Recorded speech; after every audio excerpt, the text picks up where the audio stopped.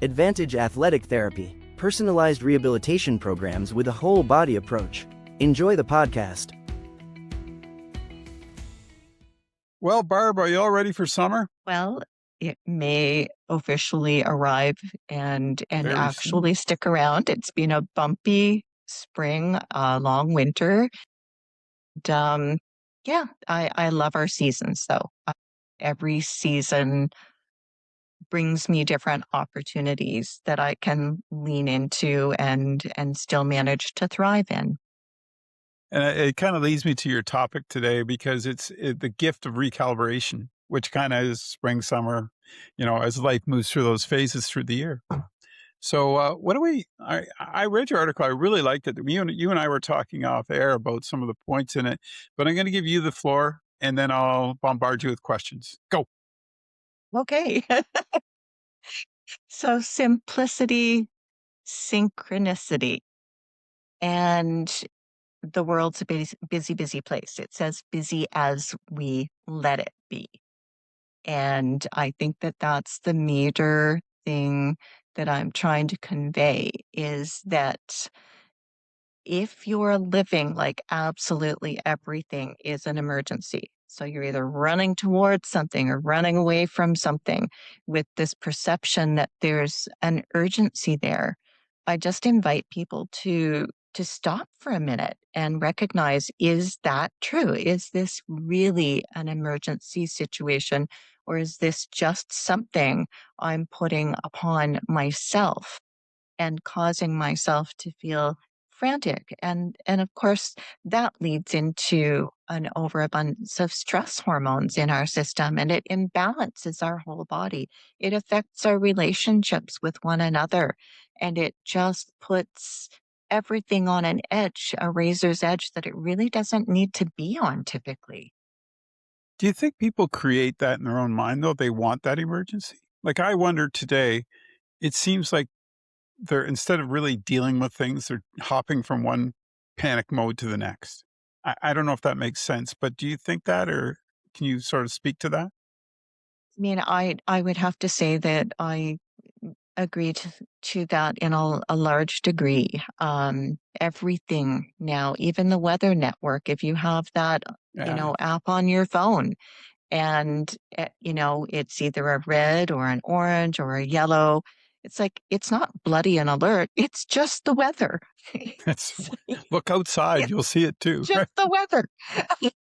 But we have, several factors in you know over the last number of years have kind of created that scenario, and we've allowed our peace and our balance to be stolen from us to a large degree. And many of us have just kind of hit that hamster wheel and don't know how to get ourselves off of it. And it isn't conducive to good health. It's not, whether it's mentally, physically, psychologically, relationship wise, it's robbing us of our health. It's robbing us of our sleep. It's that whole peace of mind and reconnecting and grounding ourselves that we think that if we're not actually running around like chickens with our heads cut off, that we are actually not doing something properly. And nothing could be further from the truth. Life isn't meant to be lived with that frantic degree of attention to it. It's, a true emergency. Yes, that's a true emergency. We can prepare to a certain extent for certain types of emergencies. Those are good things to busy ourselves with and then know where the pieces and places are. But as a rule, it just doesn't need to be as complicated or as frantic as we're making it. I think too, my frantic and your frantic might be different from generations that have come after us too. I think there's a different, different stages of that. I think probably when I was in my 30s and 40s, I would be frantic. I was just always going. It didn't, you couldn't stop because, you needed to make money, you needed to do blah, blah, blah. You really couldn't set it aside at that age. And I think a lot of people in today's generation probably have twice as much going on than we did. So, Right. they really need to look at who they are earlier Mhm. to avoid health risk, mental health and physical health issues, so they can sort of clear that path a little bit, I would hope. And I know that's not easy, especially in this electronic age that these guys live in. It's crazy. It's constantly right there, but that's just my thoughts on what you're saying. Yeah, no, I definitely tend to agree. Look back, I mean, my children are 40 and 41 this year. Grandchildren will be 18, 14, and the youngest is 10.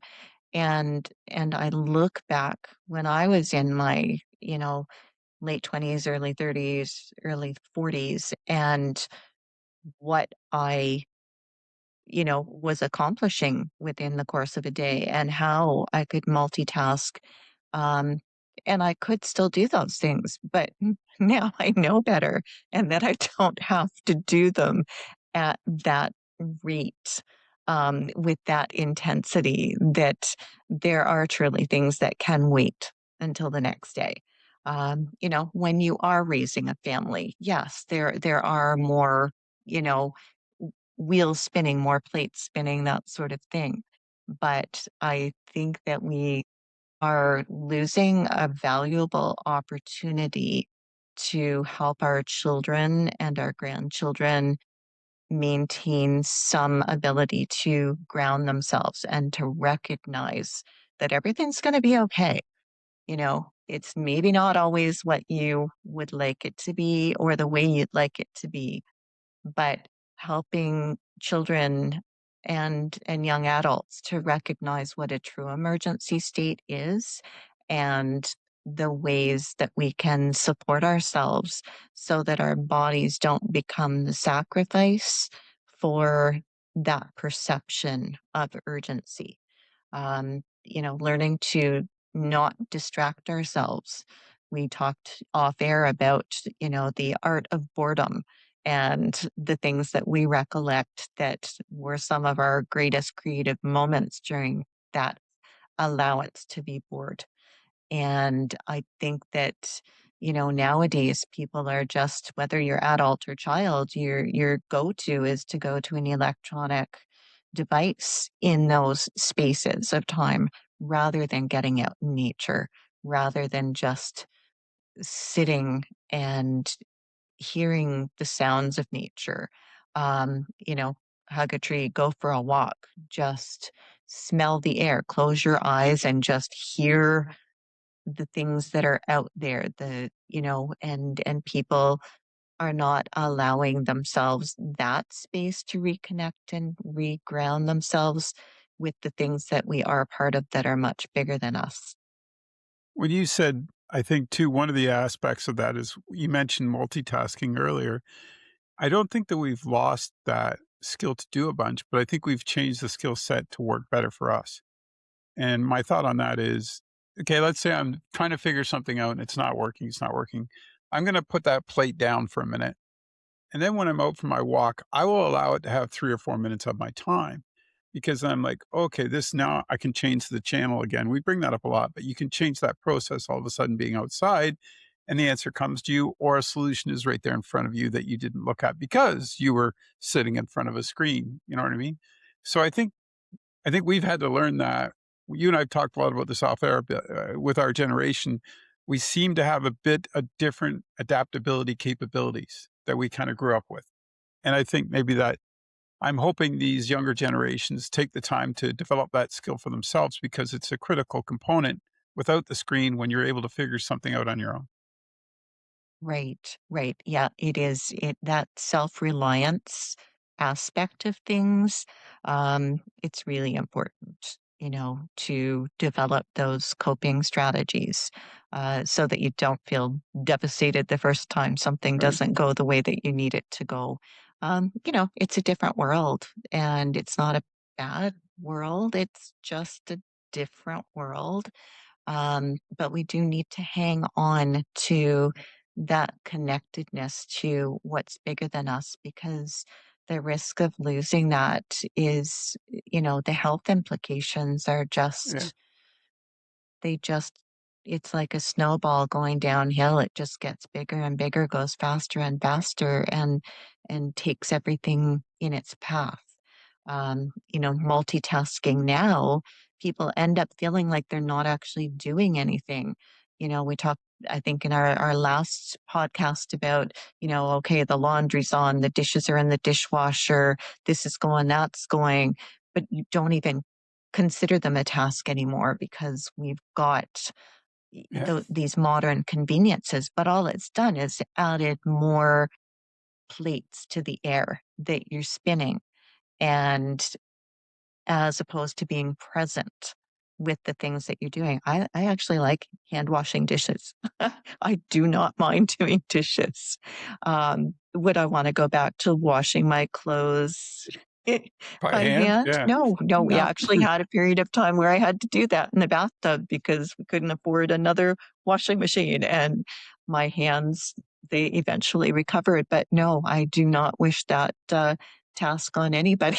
So but no, just taking a breath, understanding why your body and brain feel so alarmed, understanding what thought processes are causing that tension and those demands that you think are actually urgent demands, and maybe they're not at all. Maybe they're not the important things that you should be focusing on at all. And recognizing downtime, the value of that. It doesn't have to be, hours at a time. Set an alarm, and if you feel your day, can't allow a good period of time, just set an alarm and do it piecemeal. But get that time in and give yourself those mental health breaks. Teach your children that that's an important way to, recalibrate themselves as well, because many of our chronic diseases are spinning out of control at ages and for generations that never used to experience those.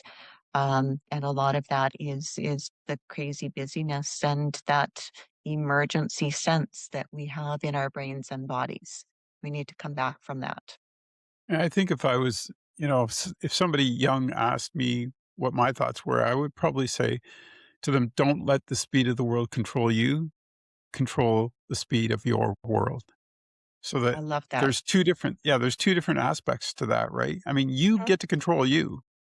Mm-hmm. Nobody can mess with that. And I think that's where we got caught in this wave of, you know, electronics that kind of does that. And I think that that just provides you an outlet because you get to, ultimately you are in control of yourself. You've brought that up before on the show. And I think that's where people need to sort of, it's a great reminder because I think you need to remind people that you constantly do with your stuff too. It's like you're in control. You get to make the decisions.